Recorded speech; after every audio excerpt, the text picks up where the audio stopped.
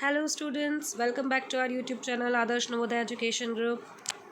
चलिए, हम लोग लास्ट क्लास के अंदर तो अपमार्जकों के बारे में और डिटर्जेंट्स के बारे में बात कर ही चुके थे। लास्ट क्लास के अंदर मैंने आपको एक क्वेश्चन दिया था सॉल्व करने के लिए, है ना। और वो सवाल क्या था आपका कि साबुन का उपयोग कठोर जल में क्यों नहीं किया जा सकता है। ढूंढा आप लोगों ने इसका जवाब? मिल भी गया होगा आसानी से वैसे। चलिए, अगर फिर भी इसका जवाब नहीं मिला है तो हम इसको यहाँ पे समझ लेते हैं कि आखिर ऐसा क्यों होता है कि जो साबुन होगा उसका उपयोग हम कठोर जल में नहीं कर सकते। तो देखो क्या होता है, हमने एक चैप्टर पढ़ा था लास्ट ईयर 11th क्लास के अंदर, हाइड्रोजन वाला, जिसमें हमने जल की कठोरता के बारे में बात की थी। दो प्रकार की कठोरता होती है, एक तो होती है स्थायी कठोरता और एक होती है अस्थायी कठोरता। स्थायी कठोरता होती है जो कैल्शियम और मैग्नीशियम आयनों के, किनके, कैल्शियम और मैग्नीशियम आयन जो होते हैं इनके बाइकार्बोनेट्स यानी कि HCO3- आयनों, इनकी वजह से होती है। लेकिन हमने ये पढ़ा था कि ये कैसी होती है, टेम्परेरी होती है। जब आप पानी को उबालते हैं, वाटर को बॉईल करते हैं तो ये दूर हो जाती है क्योंकि ये बाइकार्बोनेट टूट जाता है और CO2 गैस जो होती है वहाँ से बाहर निकल जाती है। तो इस तरीके से हम कह सकते हैं कि ये तो आपकी कौन सी हार्डनेस हुई थी, टेम्परेरी हार्डनेस। लेकिन एक दूसरी प्रकार की कठोरता होती है, उस कठोरता को क्या बोलते हैं हम, स्थायी कठोरता। और वो किस वजह से होती है, तो कठोर जल के अंदर मैग्नीशियम, कैल्शियम या फेरस और फेरिक आयंस जो होते हैं, इनके जो भी आयंस उपस्थित होंगे, इनके जो भी लवण होते हैं, और वो कौन से लवण हो सकते हैं, वो क्लोराइड लवण हो सकते हैं, वो सल्फेट लवण हो सकते हैं, अलग अलग लवण हो सकते हैं। तो क्लोराइड और सल्फेट लवण जो होते हैं इनकी वजह से कठोरता होती है जल के अंदर, जिसको आप कौन सी कठोरता बोलते हैं, स्थायी कठोरता बोलते हैं। तो हम बात करते हैं कि ये जो आयन्स हैं, इन आयनों के साथ में जब आप साबुन की अभिक्रिया करवाते हो, यानी कि आपने जब साबुन को कठोर जल के अंदर काम में लेना शुरू किया, तो क्या होगा कि जल में उपस्थित ये जो आयन्स हैं आपके, कैल्शियम आयन्स या मैग्नीशियम आयन्स या फेरस या फेरिक आयन्स, ये क्या करेंगे, ये साबुन के सोडियम आयन को रिप्लेस कर देंगे, उसको बाहर निकाल देंगे वहाँ से और ख़ुद उनकी जगह पे आ जाएंगे। तो अब जो ये लवण बनेगा, ये लवण कैसा हो जाएगा, अघुलनशील लवण हो जाएगा। और ये अघुलनशील लवण क्योंकि जल में घुलेगा नहीं तो अवक्षेपित हो जाएगा, और अवक्षेपित होने की वजह से अब साबुन कैसा होगा, आप कंटिन्यूसली अगर साबुन लगाए भी कपड़ों पे तो वो अघुलनशील लवण के रूप में अवक्षेपित होने की वजह से कंटिन्यूसली अगर आप साबुन का यूज़ करेंगे भी तो साबुन खर्च तो होगा, लेकिन उससे कपड़ों का मैल जो होगा वो साफ़ नहीं होगा। अब कपड़ों का मैल साफ़ नहीं होगा तो अवक्षेप जो बना है वो क्या हो जाएगा, वो कपड़ों के ऊपर ही चिपकने लग जाएगा। तो ये अवक्षेप जब कपड़े पे चिपक जाएगा तो कपड़े कैसे हो जाएंगे, चिपचिपे। यानी कि अगर आप लगातार साबुन लगा करके कपड़ों को धोने की कोशिश करेंगे भी, तब भी आप देखेंगे कि कुछ समय बाद अगर आपने कपड़ों को धो करके बाहर निकाल भी लिया तो आपको कपड़े कैसे नज़र आएंगे, थोड़े चिपचिपे से नज़र आएंगे। यानी कि गंदगी या जो मैल होता है हमारा, वो मैल साफ़ नहीं होता है। इसलिए आप क्या कहेंगे कि कठोर जल में साबुन का उपयोग नहीं किया जा सकता है। देखो, अपमार्जकों में ऐसा नहीं होता, क्योंकि अपमार्जकों में अगर ऐसा हो भी कि मान लीजिए कैल्शियम आयनों ने रिप्लेस कर भी दिया सोडियम आयंस को, तो वो जो आयंस बनते हैं वो घुलनशील होते हैं। वो जो लवण बनेंगे वहाँ पे, वो लवण कैसे होंगे, घुलनशील होंगे, और घुलनशील होने की वजह से वहाँ पर अपमार्जन की क्रिया हो जाती है।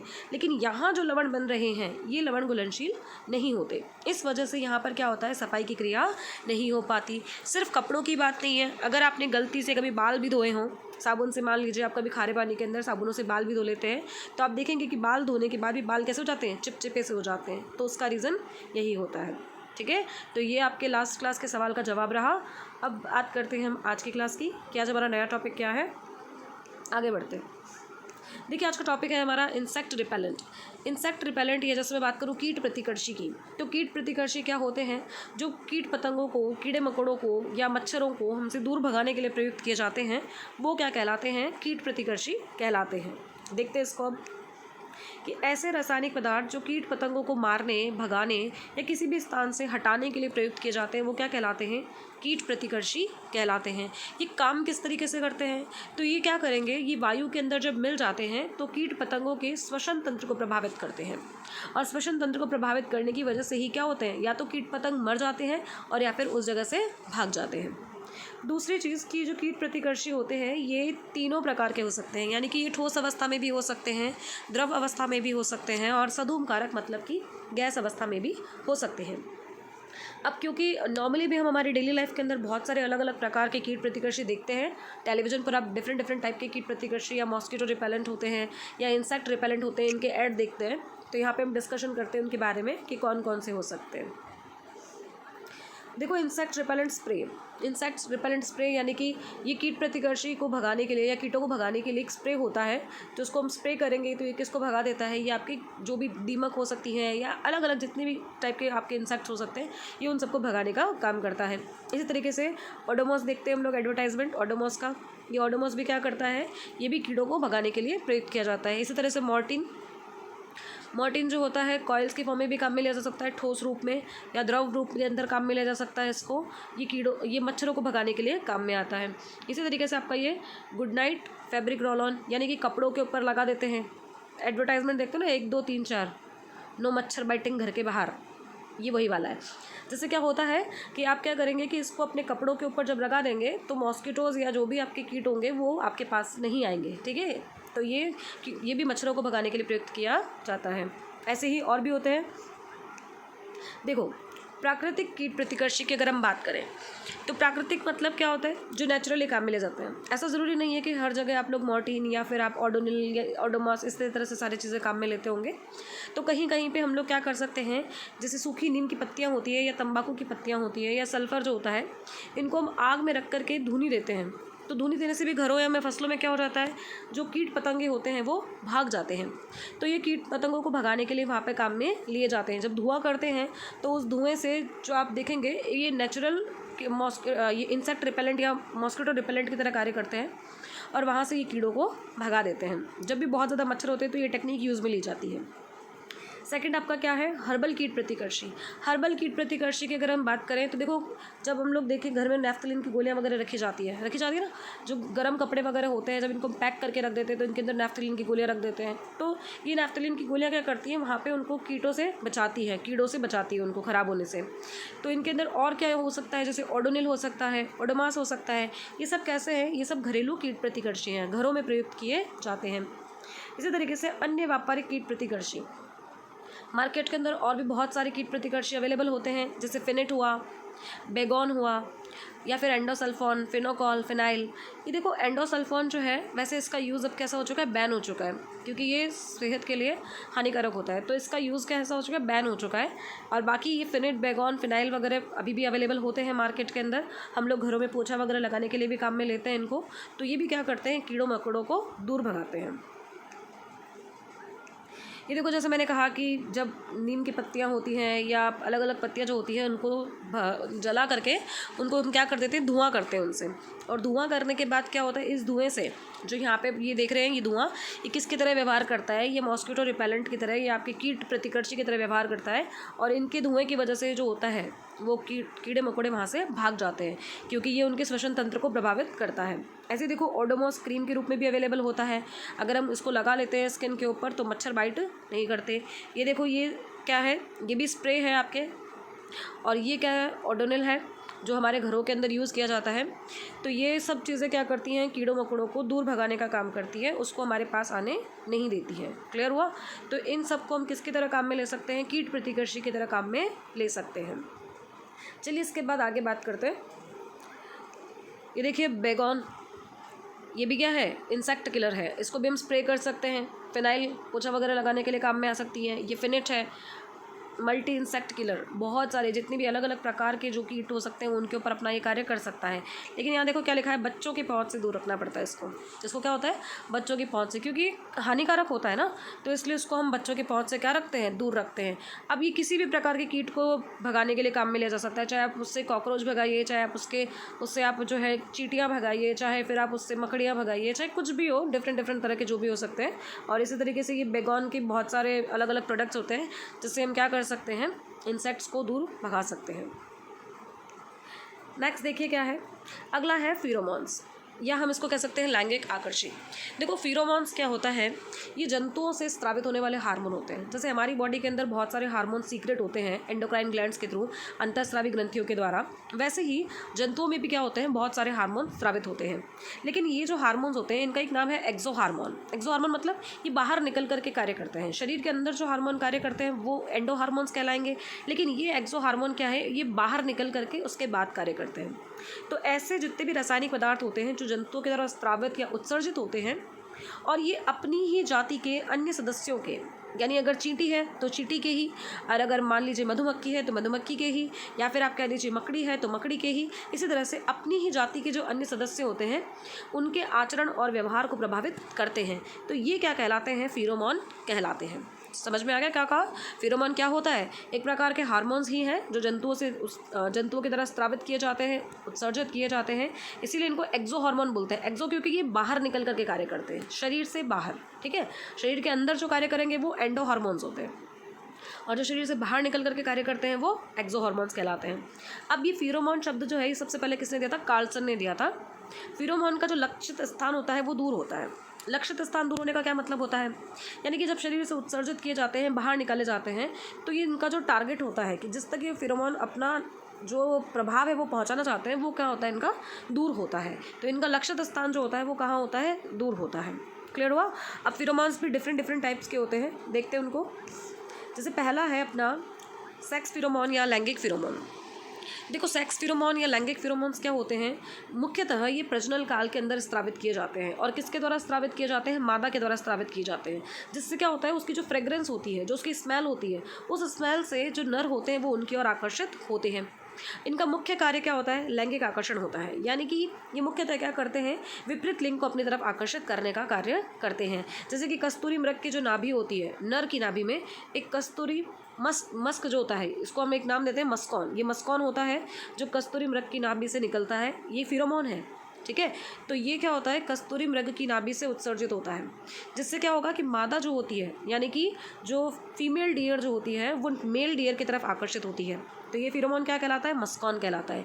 इसी प्रकार से चीते या बिल्ली में सिविटॉन होता है, ठीक है। चीते या बिल्ली के अंदर सेक्स फेरोमोन का कार्य कौन करता है? सिविटॉन, जो क्या करता है? विपरीत लिंग के जो आपके होते हैं चीते या बिल्ली, उनको अपनी तरफ आकर्षित करने का कार्य करता है।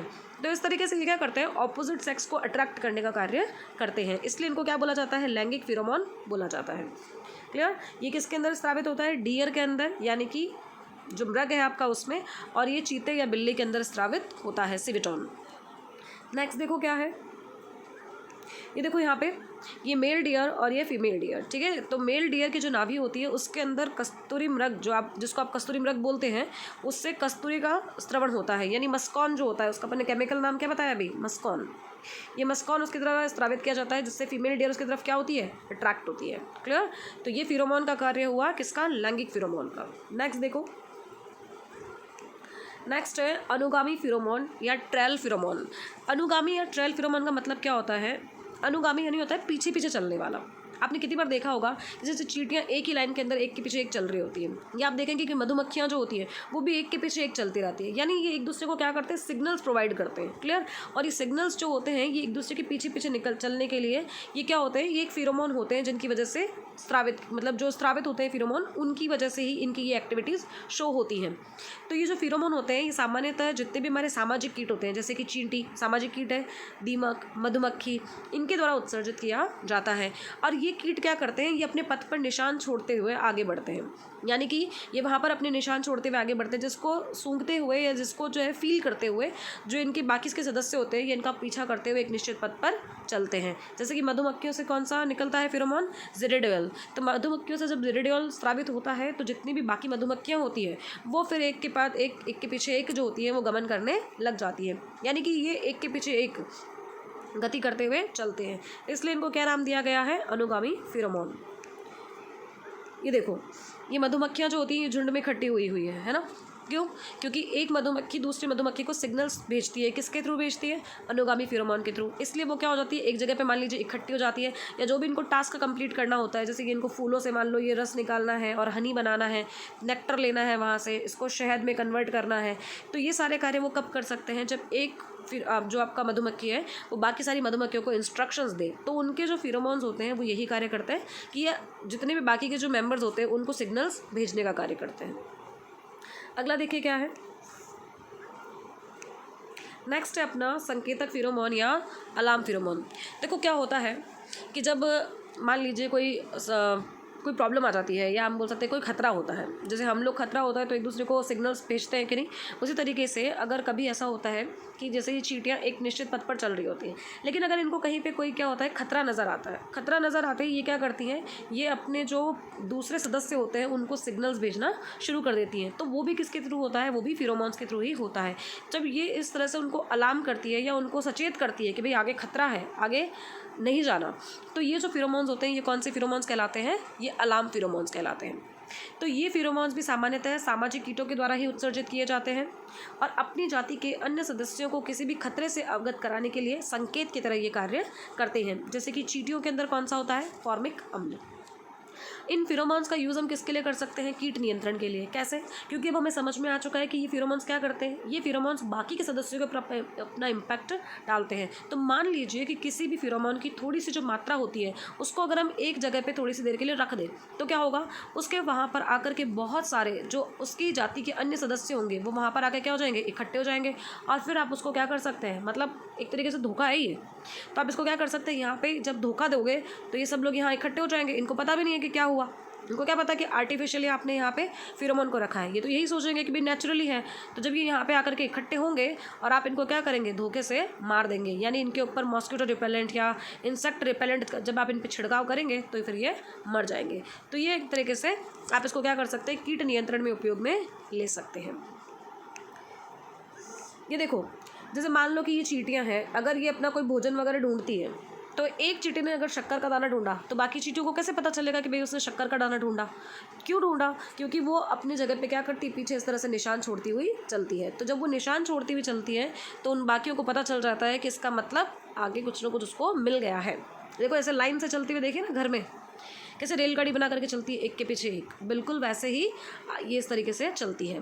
देखो यहाँ पे देखो, ये चींटी क्या है, ये जो चींटी है जब ये चलती है तो अपने जहाँ पे जैसे आप ये देख रहे होंगे ये चीज़, ठीक है, तो यहाँ पे क्या करती है, ये अपने पीछे उत्सर्जित करती चलती है फेरोमोन्स को, जिसको फील करते हुए, जिसको स्मेल करते हुए जो बाकी के इसके मेंबर्स होते हैं वो इसकी तरफ अट्रैक्ट होते हैं या इसके पीछे पीछे चलते हैं। तो इस तरीके से ये फेरोमोन्स जो होते हैं ये कार्य करते हैं। क्लियर है। तो 3 प्रकार के फेरोमोन्स हो गए, एक तो हो गया सेक्स फेरोमोन, एक आपका हो गया ट्रेल फेरोमोन और एक हो गया हमारा ये जिसके अंदर हमने अलार्म फेरोमोन की बात कर ली।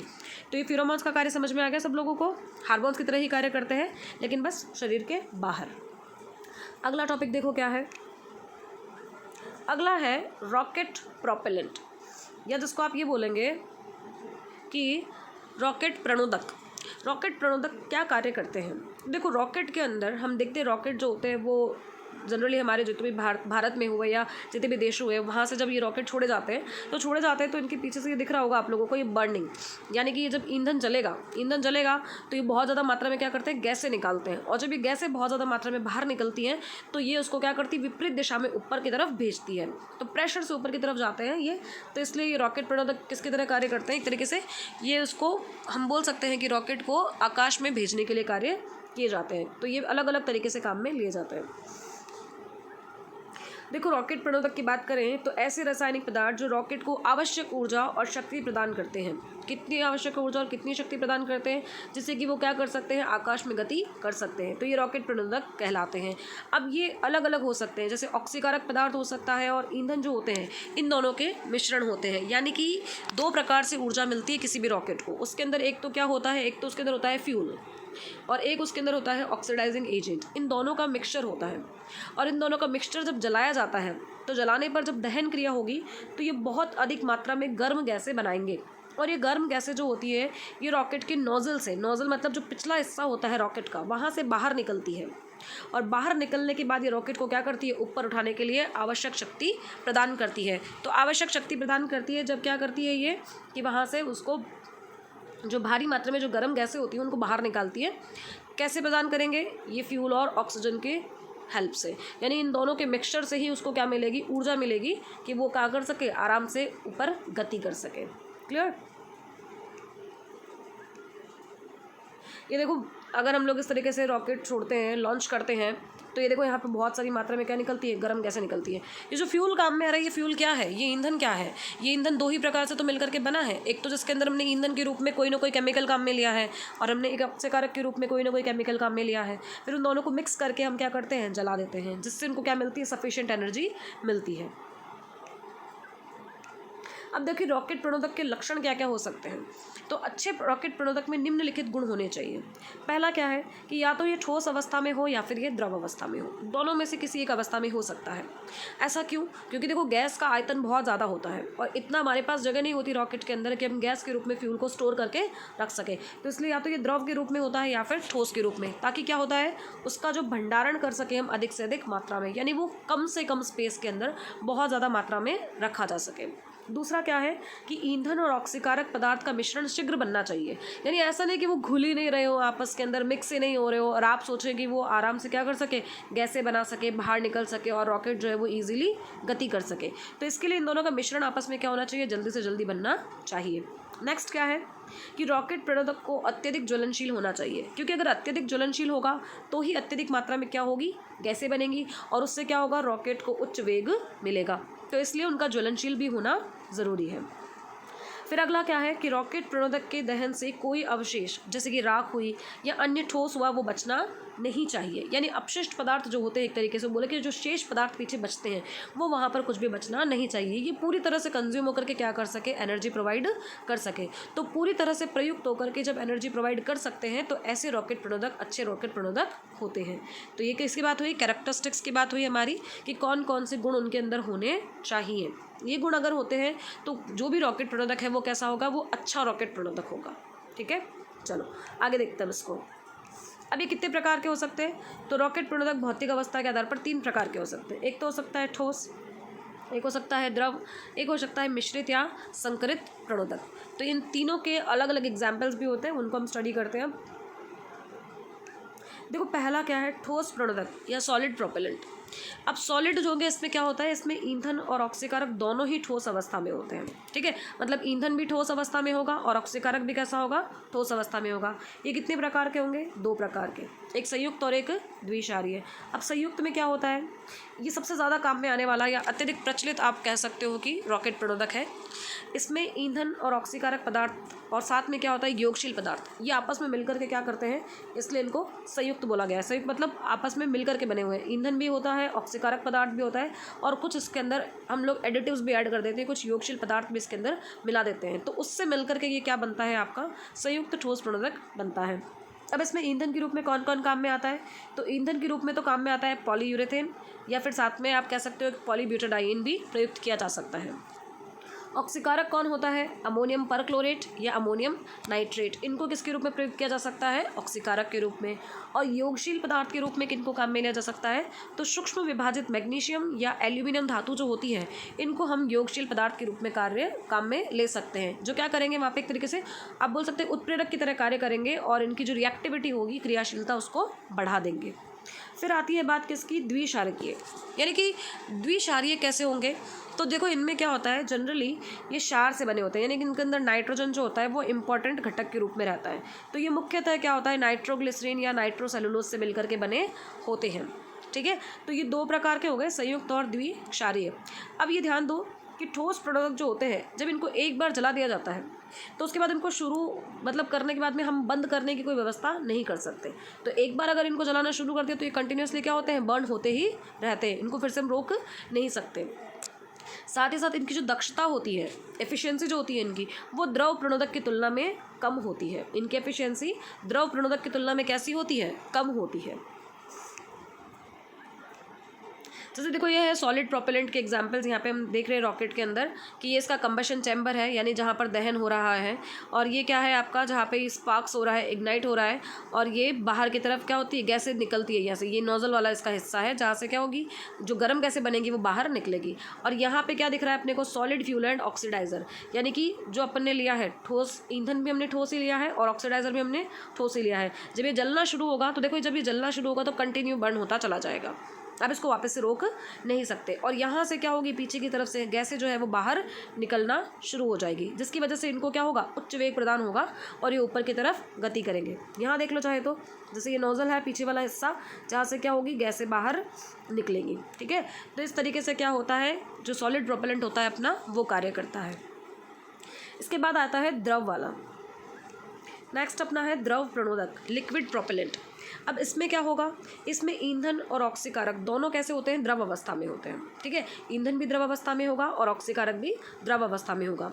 इनका प्रयोग अधिक मात्रा में किया जाता है। क्यों? क्योंकि इनकी एफिशिएंसी ज़्यादा होती है, इनकी दक्षता ज़्यादा होती है, और इनकी जो धकेलने की शक्ति होती है, यानी कि जब ये बाहर निकलती है गैस से तो ये बहुत ज़्यादा उच्च वेग प्रदान करती है और बहुत ही ज़्यादा उच्च गति से, या आप बोल सकते हैं ये रॉकेट को क्या करती है, ऊपर की तरफ धकेलती है।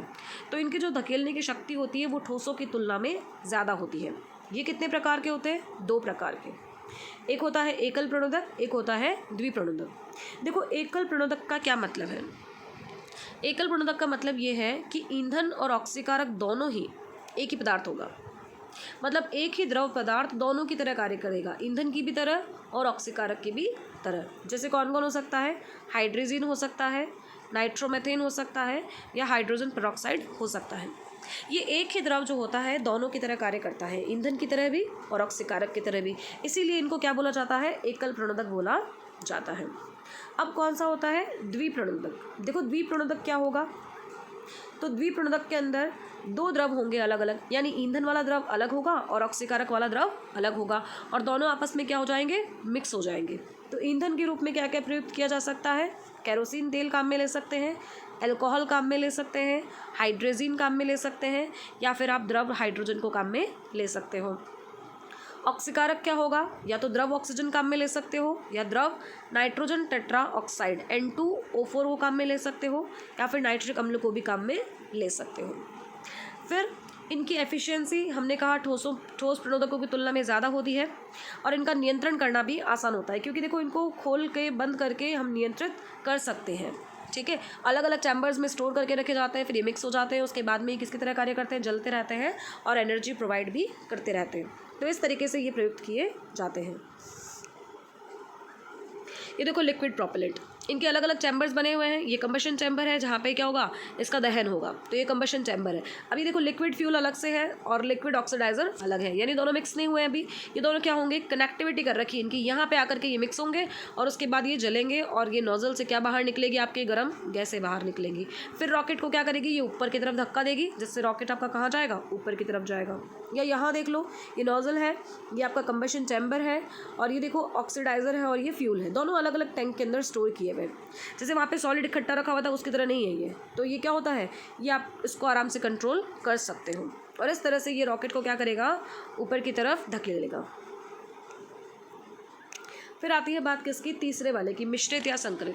अब इस मिश्रित या संकरित का क्या मतलब है कि इसके अंदर मुख्यतः जो ईंधन होगा वो तो होगा ठोस अवस्था में, और जो ऑक्सीकारक होगा वो कौन सा होगा, द्रव अवस्था में। तो दोनों अलग अलग स्टेट में होंगे, ईंधन ठोस अवस्था में होगा, ऑक्सीकारक द्रव अवस्था में होगा। अब ईंधन के रूप में क्या प्रयुक्त किया जाता है, एक्रिलिक रबड़ को प्रयुक्त किया जाता है, और ऑक्सीकारक के रूप में द्रवित नाइट्रोजन टेट्रा ऑक्साइड यानी N2O4 लिक्विड स्टेट में इसको प्रयुक्त किया जाता है। जैसे ये देखो क्या है आपके यहाँ पे, ये हमने लिया है किसका एग्जाम्पल, हाइब्रिड का एग्जाम्पल, जिसके अंदर ये देखो ये क्या है, ये आपके रबड़ चैम्बर दिख रहा है आपको ये, तो ये रबड़ तो क्या है, फ्यूल है। ये बीच में क्या दिख रहा है अपने को, कंबशन चैनल्स दिख रहे हैं, ये वॉल्व है, जो वॉल्व क्या करता है, ये जो आपकी यहाँ पे ऑक्सीडाइजर ले रखी है आपने द्रव मात्रा में, इसको कंट्रोल करता है। और फिर उसके बाद में इसका जब दहन होता है, जब दोनों आपस में मिक्स होकर के जलते हैं, तो ये यहाँ से क्या बाहर निकलती है, गर्म गैसें बाहर निकलती है, और इस प्रकार से ये कार्य करता है। तो ये आपका मिश्रित या संकरित प्रणोदक इस तरह से कार्य करता है। यहाँ देख लो कि जैसे ये ऑक्सीडाइजर टैंक है जिसके अंदर अपन ने क्या भर रखी है, लिक्विड N2O4 द्रव है ये, और ये क्या दिख रहा है आपको, ये आपका यहाँ पे सॉलिड फ्यूल है। ठीक है, और फिर जब ये बाहर निकलेगा, मिक्स होगा, दहन होगा इसका, तो यहाँ से निकलेगी गर्म गैसें, और ये नोजल है, और ये रॉकेट को क्या करेगा, आकाश की तरफ धकेलेगा। तो रॉकेट कहाँ जाएगा आपका, ऊपर की तरफ गति करेगा। क्लियर हो गया। तो 3 प्रकार के प्रणोदक हुए हमारे, ठोस, द्रव और मिश्रित। ठोस के अंदर क्या होगा, ईंधन ऑक्सीकारक दोनों ठोस अवस्था में होंगे, द्रव में क्या होगा, दोनों द्रव अवस्था में होंगे, और इसमें क्या होता है, संकरित के अंदर ईंधन ठोस होता है और ऑक्सीकारक द्रव अवस्था में होता है। आगे बढ़ते हैं अब कि अब तक इनको कैसे यूज़ किया जा सका है। तो देखो, प्रयोग में लिए गए कुछ प्रणोदक जिनको हमने अब तक काम में ले लिया है, या अलग अलग कंट्रीज़ जो है जिनको अब तक यूज़ में ले चुकी हैं।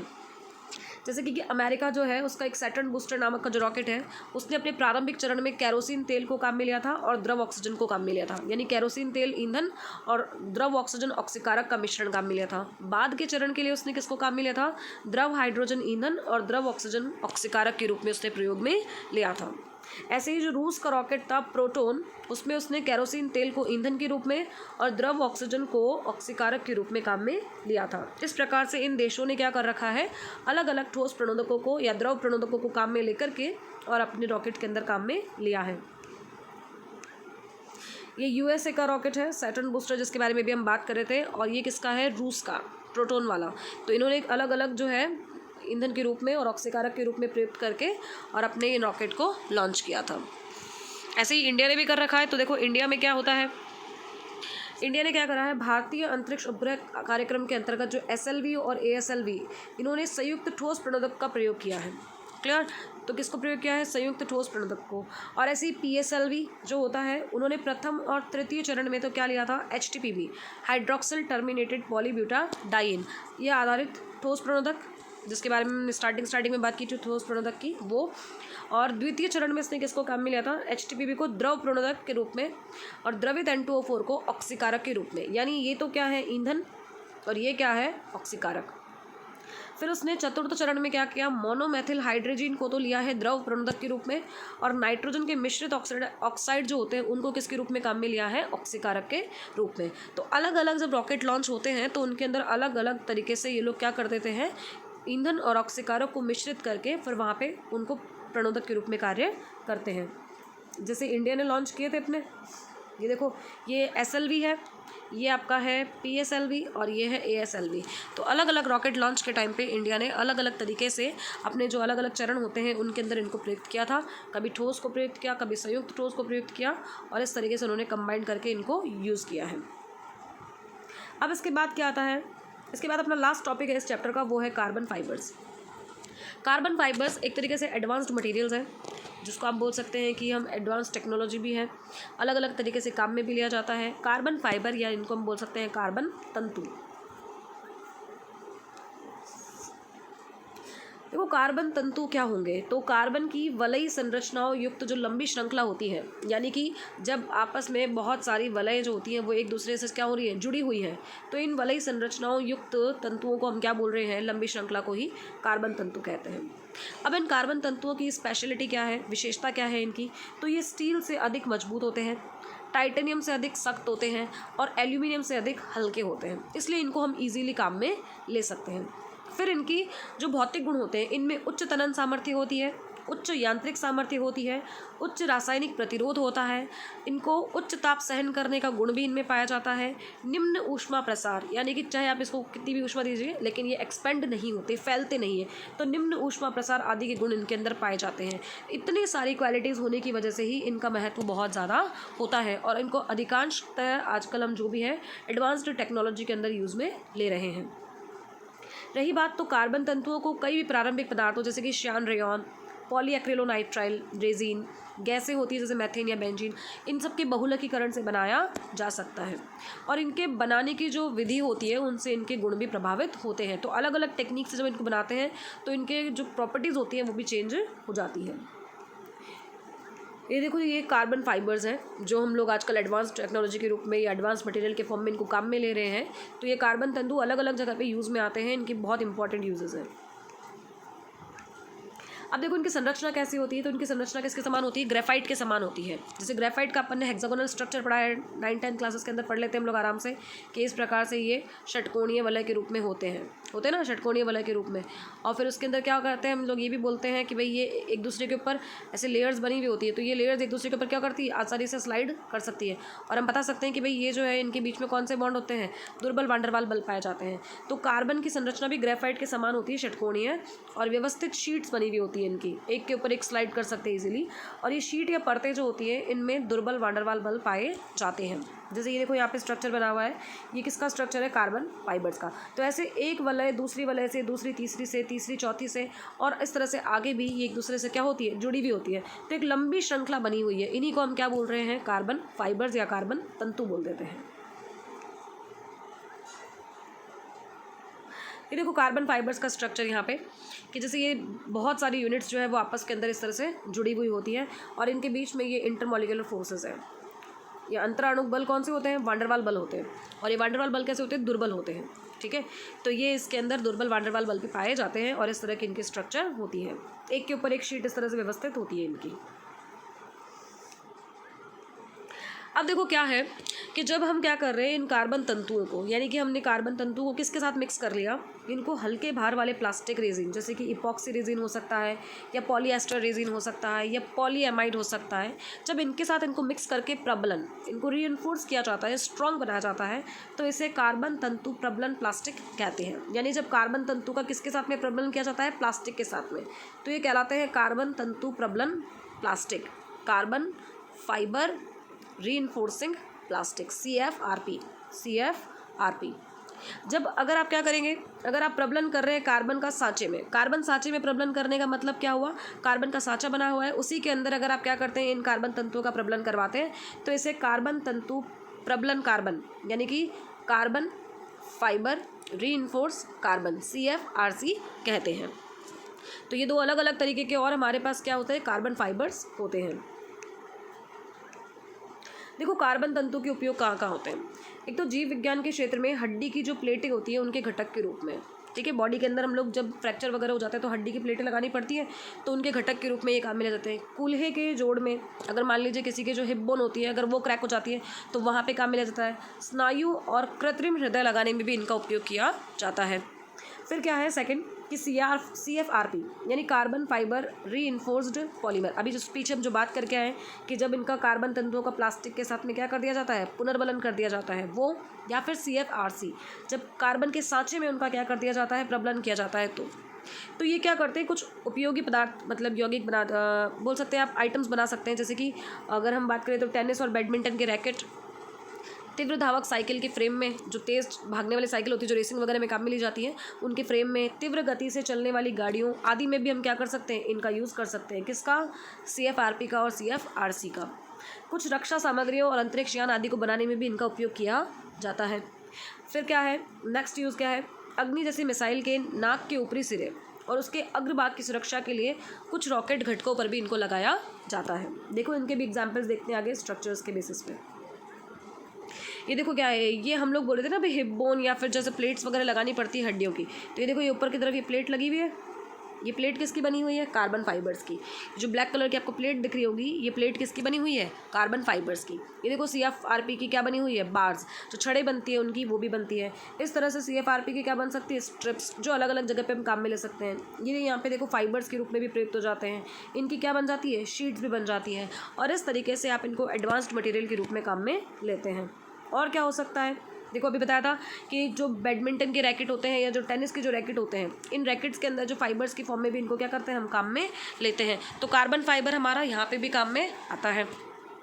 और कहाँ काम में आता है? तो अभी क्या बताया था आपसे एक और कि रॉकेट्स जो होते हैं, इन रॉकेट्स के अंदर भी हम इनको अग्र सिरे के अंदर यहाँ पे, या फिर आप देख सकते हैं इसकी बॉडी जो है वो किससे बनी हुई है?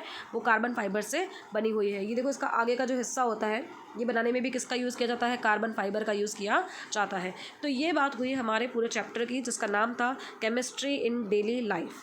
ठीक है, यहाँ पे ये आपका चैप्टर ख़त्म हो जाता है। अब इसको आराम से अच्छे से बैठ करके रिवाइज़ कर लेना, तो एक चैप्टर हमारा फिनिश हो जाता है यहाँ पे। Thank you.